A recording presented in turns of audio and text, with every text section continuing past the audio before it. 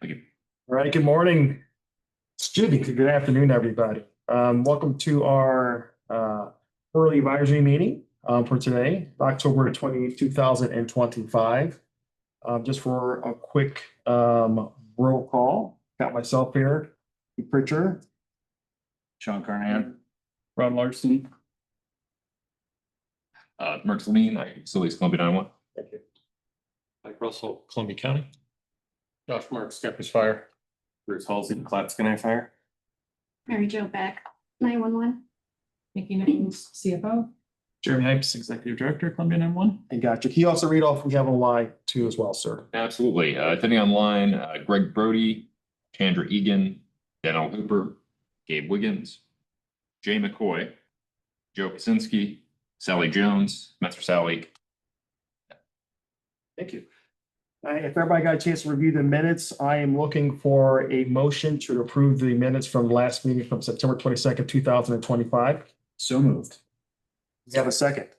Yeah. All right. Can I ask for one correction? Yes.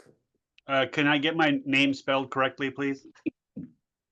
Joe, I'm sorry, I don't I know will if I- check that. Thank you. Okay.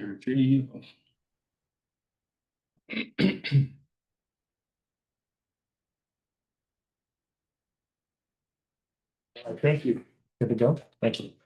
All right, so we have a motion by Chief Pritchard and also Renata to approve the minutes as written. All those in favor, please say aye. Those opposed? All right, minutes are approved. All right, going straight into our agenda for today. We have district updates. Do we have an operation report from Ms. Danelle Hooper? Yes, I'm here. Thank you. I have a very short update today, not very much since we had a recent meeting. Update on our hiring. We've been really focused on that and training lately. I do have some candidates lined up that should be starting by the end of November. One of our trainees, Jamie, is in skill build and is expected to be solo and filling a complete spot about November 9th. We have one other one that's still in training. One of our staff, Madison, had a healthy baby born and is on leave, so we're congratulating her.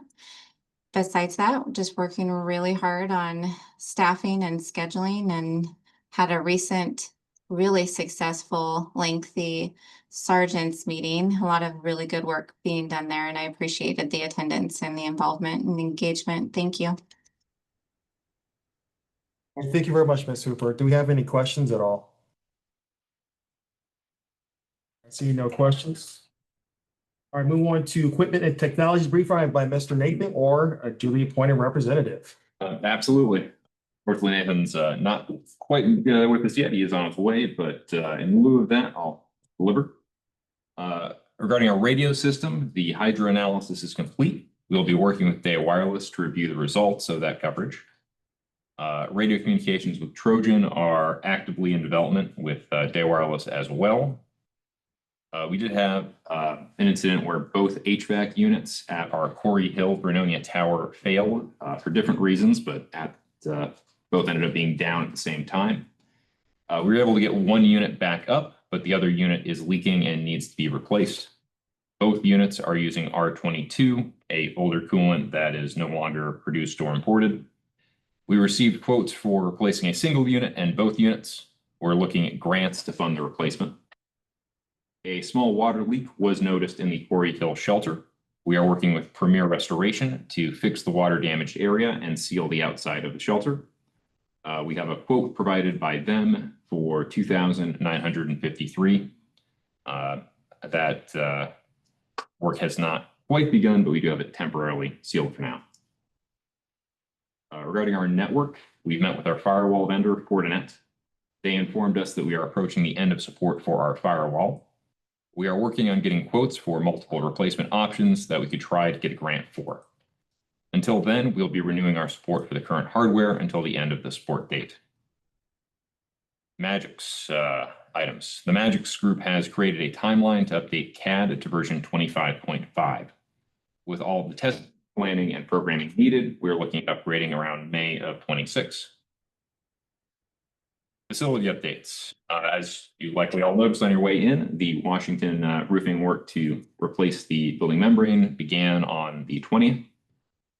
as of the writing, they have completed membrane installation on the main building here. At this time, we're just waiting for a couple of dry days to continue finishing that work, and then we'll be getting gutters and replacement metal on installed. And we finalized the contract with Cobalt Painting and are waiting to schedule them once the roof is complete for completing sealing the building. We do have one other technical update here for the advisory group.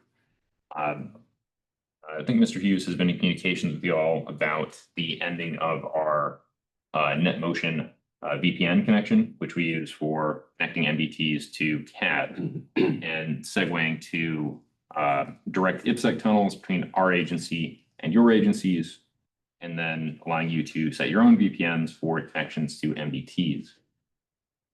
We would very much like for that to occur by April of this year. That's when we'd be spending purchasing renewals on all of our NetMotion licenses. The short brief there is that the hardware is aging.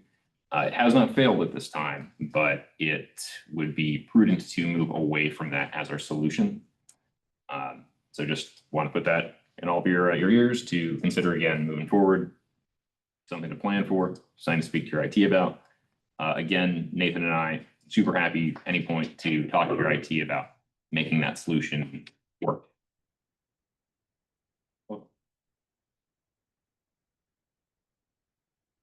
Thank you. Nathan, thank you for joining us, sir. We're just talking about the equipment technologies briefing. We already got a cool brief. I don't know if anything you want to add additionally to was kind of said, even though obviously you did not hear it. It was the board brief. I think he's got it. All right. He did better than you. No, just. Probably. All right, any questions at all in reference to the briefing? Question marks, with all the repairs that you're doing at Corey Hill, are you guys gonna put cameras back up? So we, that's absolutely been a topic of discussion with building security. We do have to consider some financial realities as a complication to security upgrades, but absolutely been a topic of discussion. Reason I'm asking is I know they've been down for a few years. And then the other day, one of my guys went up there and it's laying on the ground. Yeah, it's a detritus from a previous break-in, so not a new event. Okay. Thank you, Sean. Any additional questions at all? I do have a question for Nathan. And I guess Jeremy, you too. Yeah, you tried to call me, but I was on the phone when you called earlier. Have you looked at trying to partner with any of the wildfire camera guys to maybe put a camera up on one of your towers or some of the towers? About Pano? Yep, either Pano or the University of Oregon. They have a whole camera system. It's different from Pano. Okay. So what ODF uses is different from Pano. But anyways, that could provide added benefit for whole different things, and maybe we could get some cost shares because So I met with Pano. They came out to do a site visit. And I was visiting with them and I asked, how much would it cost to get another site up and running? not cheap. Not cheap, about $50,000. Yeah. So we can reach out to the school and see if they can do anything cheaper. I'm sure they might be willing to do more of a DIY kind of solution, or It's not as awesome as Pano, but Yeah. it still works. And they've got like 40 cameras throughout the state. Yeah, So that'd it's be just awesome. one area of the state that's not really covered. So sorry, didn't mean to digress. Okay. Yeah. So Public Works would be interested in some kind of camera system of burn and maybe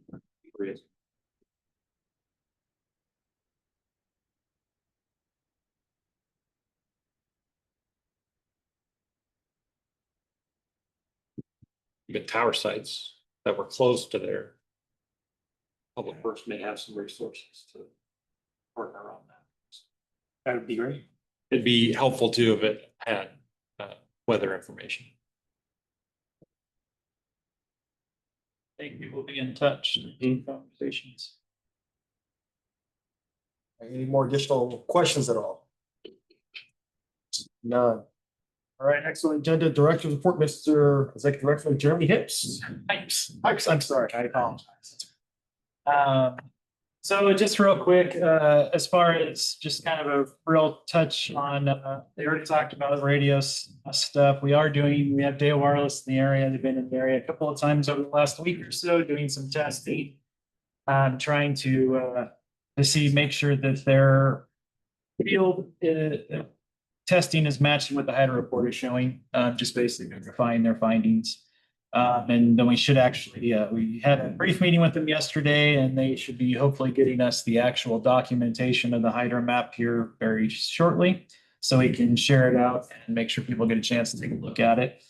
That also being said, we're looking at some other options. There may be potential interference in the area in Scappoose on the south end that we're trying to track down. Dale Wireless has been using I'll just call it meter for the lack of knowing the better technical term for it, to try to track where that signal is coming from to see if we can eliminate it or at least find a way to control it as a way to hopefully increase our overall radio coverage for the responders. With any hopes it should be an easy and cheap fix, should be able to locate it. There's also some areas in St. Helens that they've also noticed that they're also going to add to their list to try to track down and find out as well. So. Is that the question that Nathan was? Yeah. So originally they thought it was it aimed towards the area of Fred Myers, the Peace Candle, and Voltanos, kind of triangulated in that area. And so they're out now. They were out testing today, trying to eliminate causes. They had Public Works momentarily shut off the candle just to make sure it wasn't anything from the candle. We know we've eliminated that as a possibility.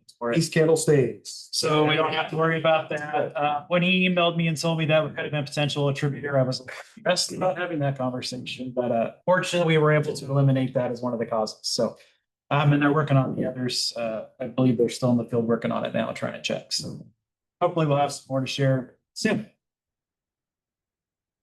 Digitizing of our procedures. So dispatch procedures are still all handled by paper. We push them out. Everybody initials the fact that they've read them, and then they just stay in the binder. We're in the process of digitizing those, getting them all in computers so we can set time reminders so that annually or biannually we can get a reminder to take a look at it, make sure it still is correct and functional. That way it forces us to move away from that paper model that people forget emails that they've initialed a year ago, so on and so forth. So it'll be a living document that we can constantly change and keep updated. You guys, after we get them all digitized, you guys will be included in a lot of those conversations, obviously, to make sure our procedures are still matching your guys' procedures. And that's going to be a much bigger conversation, but I think long overdue and definitely will benefit all of the staff digitized for our staff to be able to search in a moment's notice if they need to. So our CAD product even allows us to put those in the call types. So if they've made it work as fluidly as they were trying to when I left Magic initially, essentially once you enter the call type into there, you should pick the comments field, or sorry, the comments from documentation, but it should actually be able to access the calls there. So eliminate a lot of that. Do you remember this email kind of conversations later down the road? So and that's a product we already have in place, so it's not costing us anything. It's just the time of getting them all added in there. Any questions about that? And then scheduling, as Danelle already brought up, we've been looking at alternative scheduling options to try to provide our better coverage with trying to cut down on the overtime costs, still providing a proper amount of staffing for staffing the radios and phones. Especially with Madison going out on maternity leave. It's unfortunately we're getting trainees coming down the pipe that are going to kind of fill that need, but unfortunately we're not gaining any ground. We're just kind of staying status quo and all that. So I'm trying to best utilize our staffing, makes the most, something that I think we should constantly looking at and readdressing every year or so until we can add our numbers to staff. So I did director's report. There's a list of the meetings that I attended and the tents that I attended. The trunk retreat obviously was added before it got canceled this weekend, so we didn't actually attend that. But there is a laundry list there of different things, and I'm in the process of starting to look at reaching out to different boards and city councils, get myself out there, introduce myself, look for feedback, make the connections to set elected officials so that we can start trying to make sure we get all the feedback and get in front of some of this stuff. So I recognize that some of those relationships have been damaged over the years, and I intend to get in front of it and try to start working on repairing those and get us back to being a normal attendance at meetings and events and stuff like that. So if any of you have specific needs you'd like addressed, I'll reach out before I go to those meetings to see if you guys have specific stuff you'd like presented in front of your council so that we can have that conversation at that point. But that's what's in my near future. So any questions?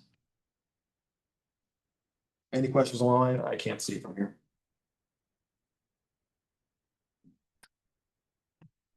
Don't see any hand raised. All right, sounds good. Thank you very much for your report. Mr. Heiss. All right, our next portion of the agenda is gonna be our roundtable. I'll start with me for the Scappoose Police Department. Just for us, department wise, we have 2 officers still down at DPST Academy. Hopefully have them graduate here in January of 2026, a late portion there. And then from there, we're going to start the process of their field training. Of course, we're making the rounds at CCOM and everything like that.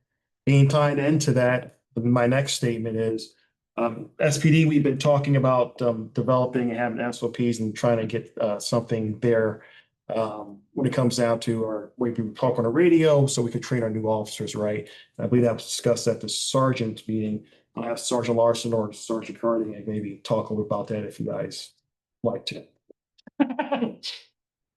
Larson, you're going to talk about, I want to volunteer. So so I hope we get some more insight for those two about the SOPs and how that's going to work and stuff like that. So that's pretty much what I have from Scappoose. And once again, really happy to candle. Light is burning bright down there. She's coming to Columbia County. So yeah, that's all I have for my department, unless there's any questions. That will just go counterclockwise. If you have nothing, that's perfectly good. That would be clockwise. It's clock. For him, it's not. It's facing the other way. Counterclockwise. Oh, just you're right. Okay. Okay. Clockwise. Not much to report for Scappoose. We spent the last month spending a lot of time on implementing bailout procedures for firefighters in the event there's a mayday and they need to get out of a building. We've added some new equipment similar to what our counterparts up in Clatston I have in terms of capabilities. And the only other thing relevant for the group is we're still looking to help any agency onboard into the TAC environment that's interested in TAC. We do have several of the fireboats in the metro area in the TAC environment. And as we've said to other agencies, we can build you your own environment in TAC. And then we've got a shared space so that when we have multi-agency incidents, everybody has a sandbox they can go to, so they can share and be on their own. Can you talk about what that is in layman's terms real quick? In layman's terms? Yes. Bailout stuff, and what are you trying to say?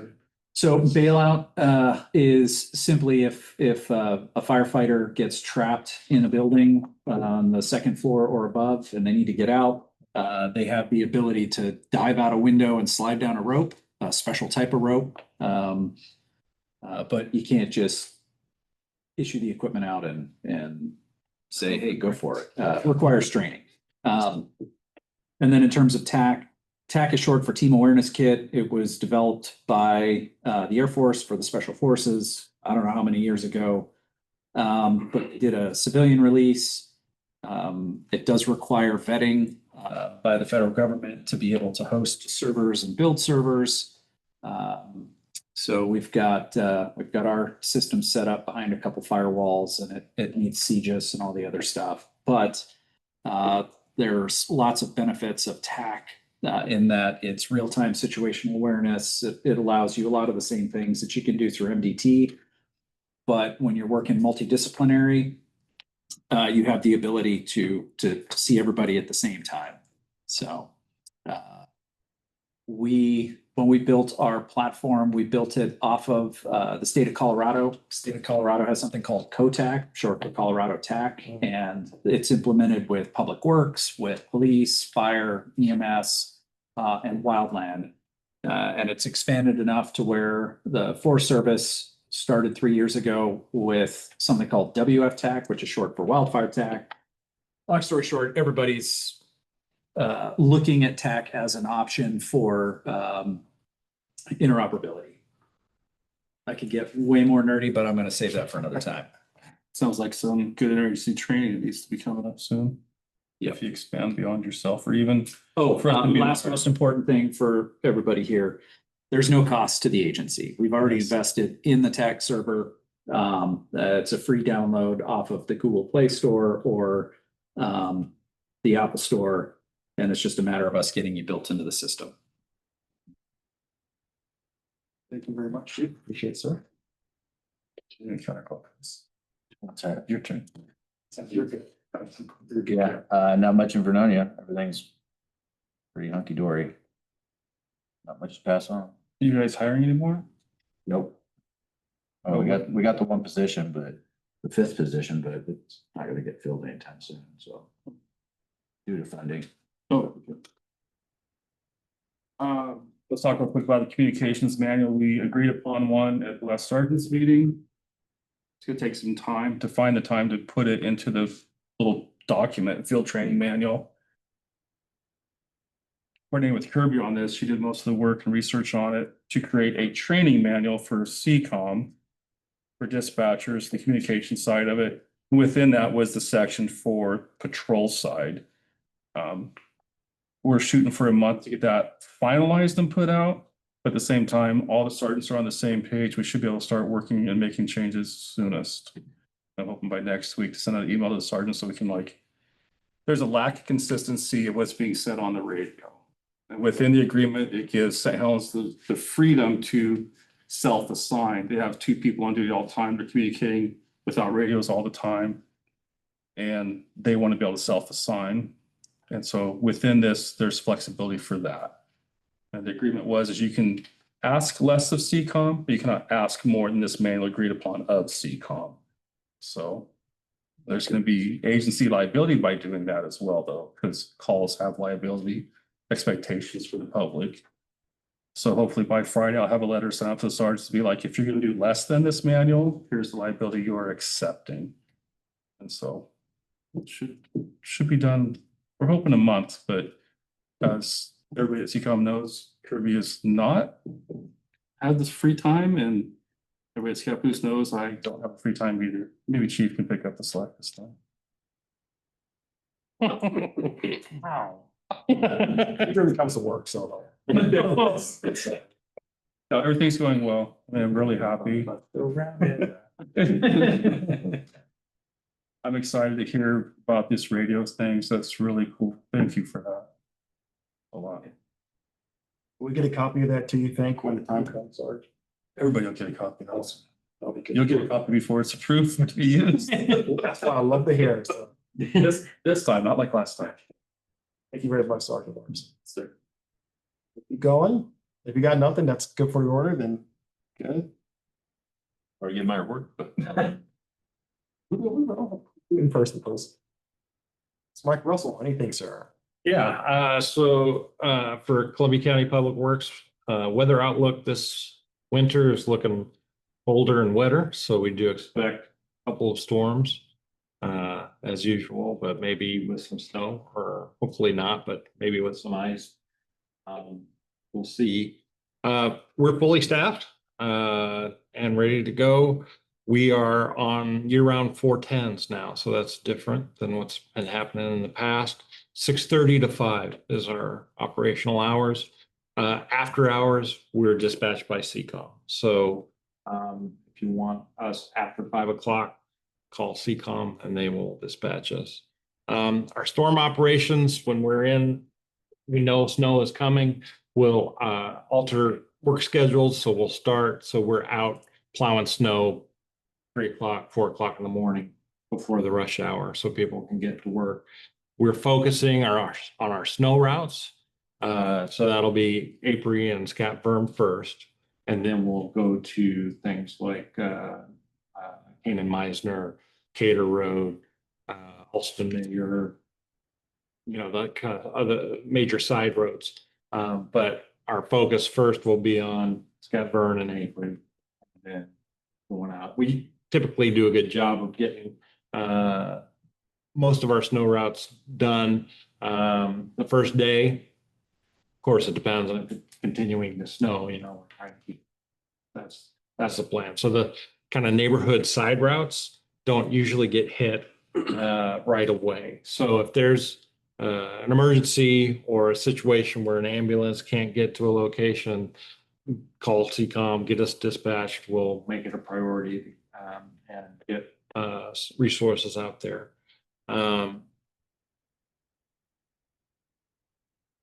We are coordinating with utilities. One of the things that holds everybody up is if a tree falls with power lines in it.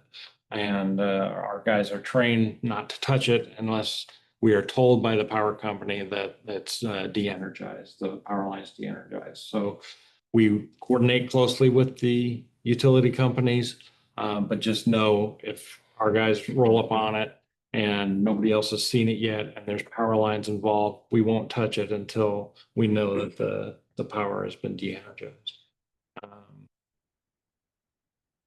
Yeah, so that's our kind of winter stance right now.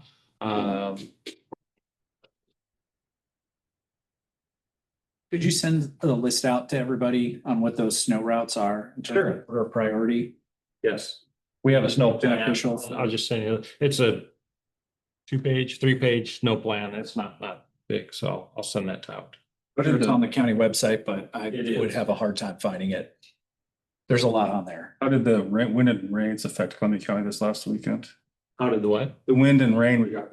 Wasn't bad. Had a few trees down, Rainier area, Clastonite area, but other than that, it wasn't too bad. I think the ground isn't saturated yet. So once it gets saturated, that's when we start seeing the trees fall and the landslides and that kind of things. Second question for you, Mike, with the winter weather coming upon us, would you be willing to consider stockpiling some traffic cones and or road close signs with the fire agencies so that when there is a tree down, say on Scott Burn, and it's going to be there a while, we can throw up some cones and road signs that are yours. So we don't have people sitting out on the roads for a long period of time. And when it comes to trying to get our equipment back, it's yours and you guys are going to be there. It just stays there and then you pick it up.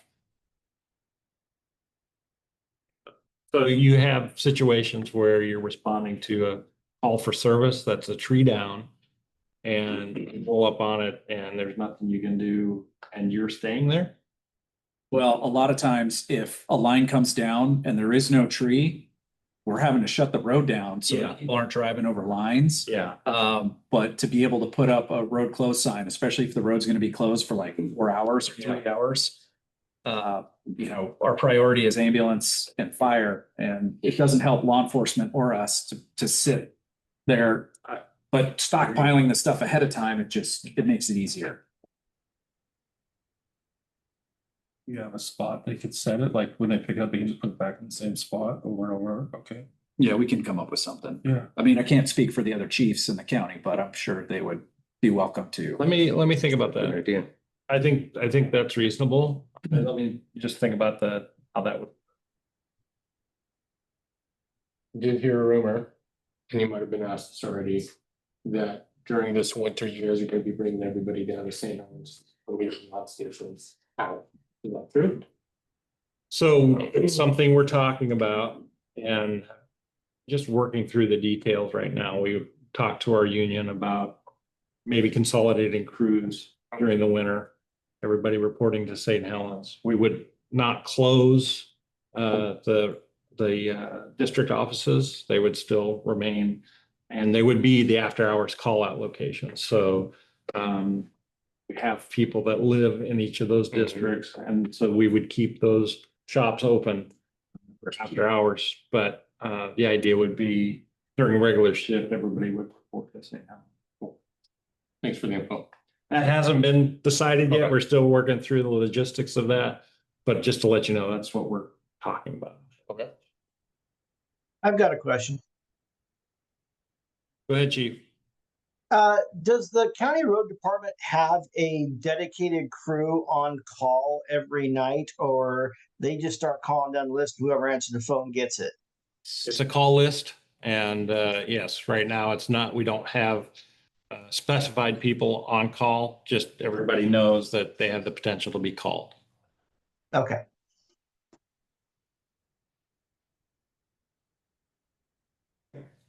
Thank you very much, Mr. Russell. Appreciate it. Yeah. Chief Mark, sir. The only thing I wanted to add is don't let Chief Pritchard undersell the TAC thing. There are, no, seriously, one of the meetings that I go to on a monthly basis is the River Safety Task Force. And we've been asked by federal agencies to use our server to be able to track things. So don't let them undersell it. It's a good program. Like you said, it's free, so it's cost effective. You can message securely in there, back and forth, and it's real time.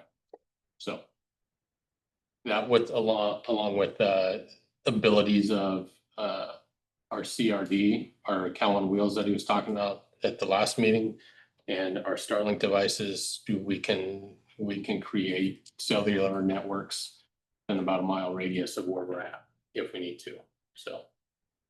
Also resource like I said, so I think it ours 1 year again. Got a race, so thank you, Chief.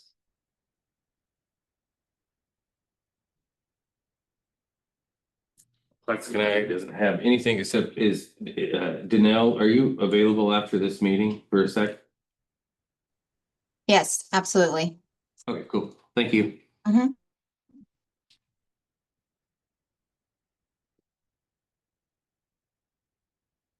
Not for me, just thank you for everybody being either present or online. It's a pretty good turnout, so. Thank you. And anybody online too as well, that likes to. Any updates for the good order online? Can't see from here, so. Jason McCoy, ODF. I'll just let you know, our seasonals are going to be done end of this month, so Friday. And then that includes our seasonal dispatcher as well. So I thought I'd throw that out there. Thanks everyone for a successful fire season 2025. Thank you. Any more comments online? Seeing none. Last for announcements, our next meeting is scheduled for January 27th, 2026, a brand new year. Just make sure you put that down on your calendar. I believe that is a Tuesday. So any more questions? I'm going to now. I'd like to. Professor comment online. Okay. So close. Mr. Chair, I'd like to comment. Sally Jones. Of course. Can you hear me all right? We can, yes. Okay, good. I'm sorry, my Wi-Fi, I think, is glitching. I just wanted to say that I am volunteering my time with the district to be as much of a resource as I can to Jeremy and others. My main focus will be to share the history of the district, the purpose of why it was formed, how the financial divisions were made within the budget. Also, the kind of communications that have been done in previous successful levy renewals. So I wanted to let you know that I'm on board with that. I'm not charging for my services, just trying to be as helpful as I can. And I appreciate everything that each of your agencies can do to help distribute information about the levy and how crucial it is for future operations for 911 and dispatching in your areas, your individual areas. one of the primary purposes, as you know, of forming this district was because individual agencies could not afford user fees.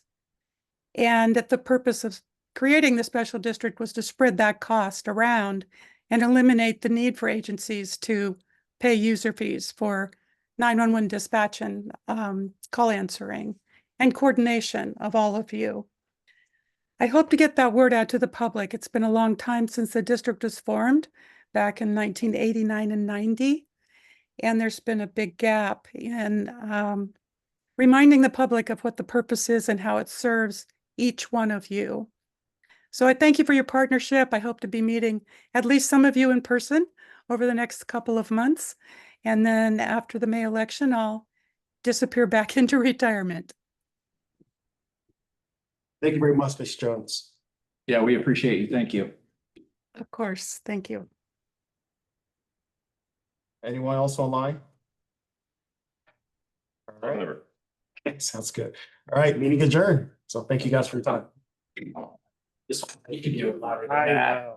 So.